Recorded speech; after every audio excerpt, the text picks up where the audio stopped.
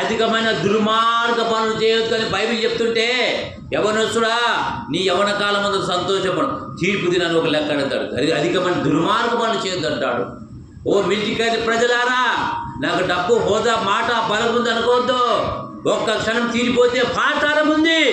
ఈ పాతాళం తప్పించుకోవాలంటే యేసు ప్రభు పాదాల దగ్గరకు వచ్చి, ప్రభువా నేను పాపినయ్యా, నా పాపాలు క్షమించంటే క్షమిస్తాడు.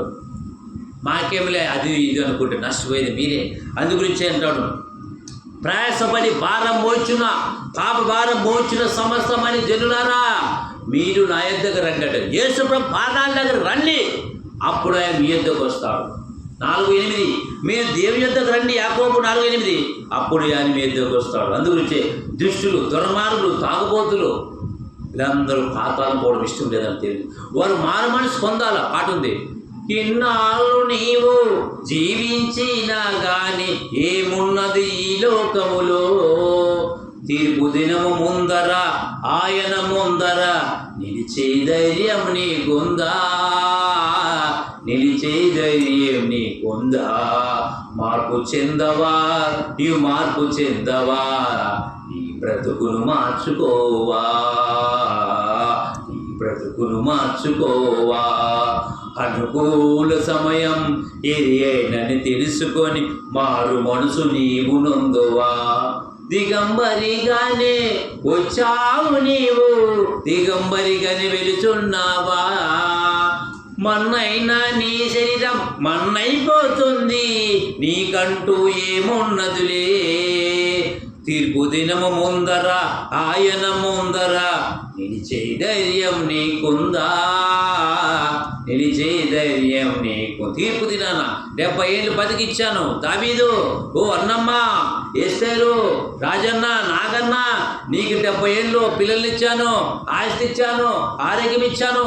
నా కొరకు 70 ఏళ్ళు నువ్వు ఏమైనా చేసావా, నా కొరకు నన్ను నమ్ముకొని 10 మందికి చెప్పావా అని తీర్పు దినం లెక్కడుగుతాడు. కాబట్టి మనం మారు మనసు పొంది మంచి మనసు కలిగి దేవుని నమ్ముకొని బతికితే ఫలాన్ని నమ్మకం దాల్చు. నా కొరకు బతికావు కదా, నా కొరకు తిట్లు తిన్నావు, నా కొరకు అవమానపడరా, నీ పరలోక రాజ్యం ఇస్తాను రా అని దేవుడు పిలుచుకొని హత్తుకొని పరలోక రాజ్యాన్ని నేను ఇస్తాను దేవుడు.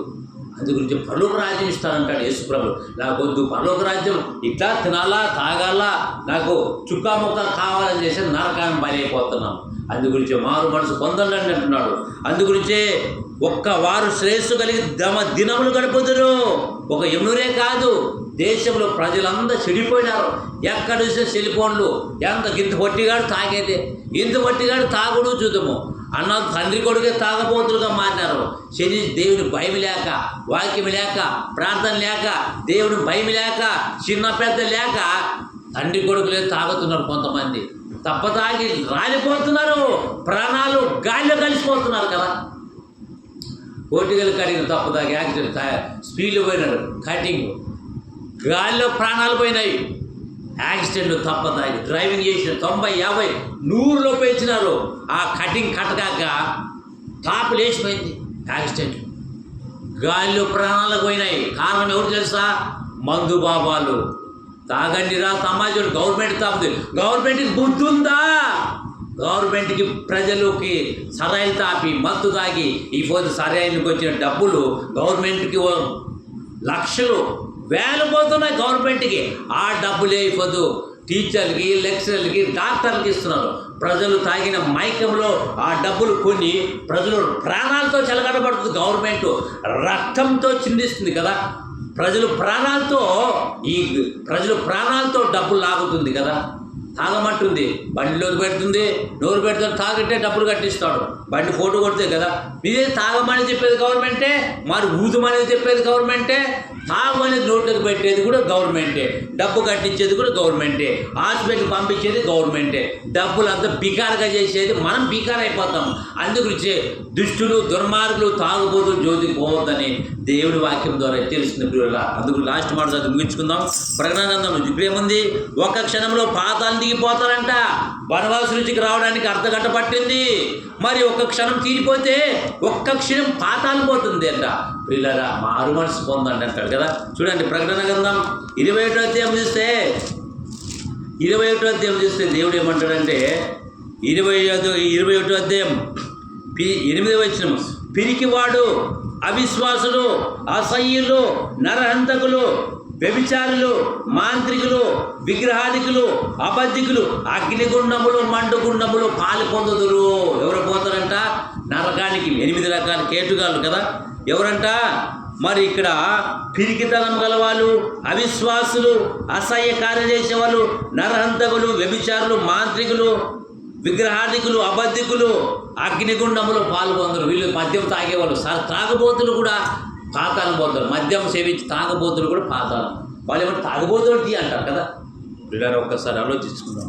ఈ యొక్క ఉదయకాలంలో పండగ. దేవుల్లో ఉంటే మనకు ఎంతో ఆనందం. అందుగురించే దీవరాత్రములు టైం దొరికినప్పుడల్లా దేవుని వాక్యం వింటే ఆశీర్వాదం. దుష్టుడు దేవుని మాట అందరూ పాతాలను పోతారంట. కడవలు నూడతాడు. నీకు నేలు నా కొరకు ఏం చేసావు? నన్ను నమ్ముకున్నావా? నా గురించి నీకు సూర్యుడు, చంద్రుడు, గాలి ఇన్ని కాపాడాను, పెట్టాను, ఇంత అరిసేసి కొట్టుకున్నాడు సేవకుడు. ఒక్కడైనా మరి మారారా? మిలిటరీ ప్రజలారా, దేవుని నమ్ముకున్నారా?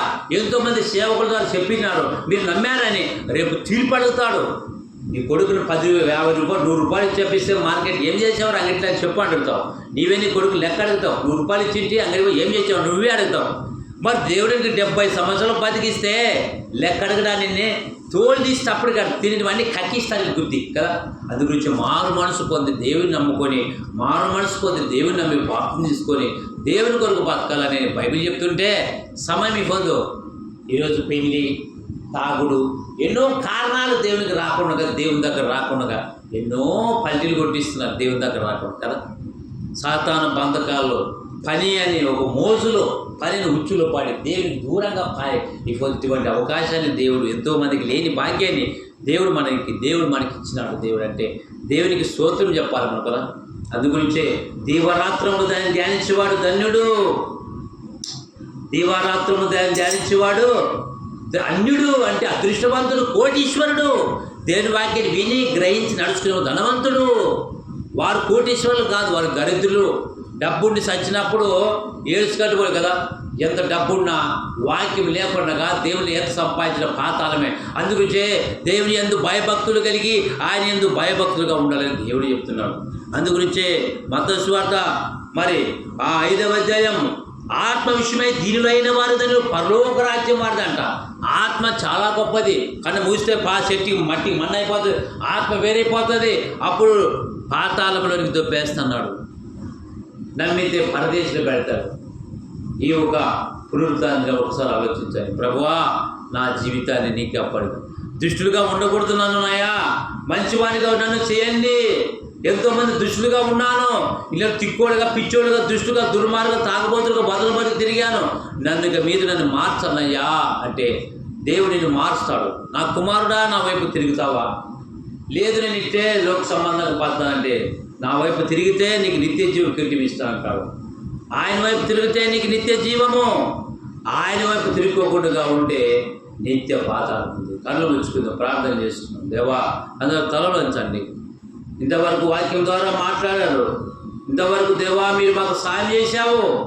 ఇది ఎవరికో నాకు కాదులే, ఎవరికో చెప్తున్నా అనుకోవద్దు. ఈ వాక్యం నీకే. ప్రియులారా, ఎక్కడ 2, 3 ఉంటా అక్కడే ఉంటా అని చెప్పాడు. దుష్టుడు దేవుని మాట అందరూ పాతాళం పోతానని చెప్పాడు. నువ్వు దుష్టులుగా ఉండి చనిపోతే పాతాళం పోతావా, లేకపోతే దుష్ట పనులు మానుకొని దేవుని వైపు తిరుగుతావా? ఒకసారి ఆలోచించాలి. ప్రార్థన చేసుకుందాం. ఒక్క క్షణము పడుతుంది పాతాళము. పరిస్థితి ఏమిటో ఒక్కసారి భూమండలం దాటిపోతే పాతాళం ఉంది. అందుగురించి దీవారాత్రము దాన్ని ధ్యానించేవాడు ధన్యుడు అని వాక్యం ద్వారా ఎత్తించారు. నా కుమారుడానికి ఆవిష్కారం ఫలమిచ్చింది నీ కొరకు కాదు, నువ్వు దేవుని కనపరచడానికి. ఒక్కసారి ఆలోచించాలి. కళ్ళు ముచ్చుకుందాం. నిజముగా దేవా, నాకు ఇంత ఆరోగ్యం బలం ఇచ్చావయ్యా, నేను నీ కొరకు బతుకుతున్నానయ్యా.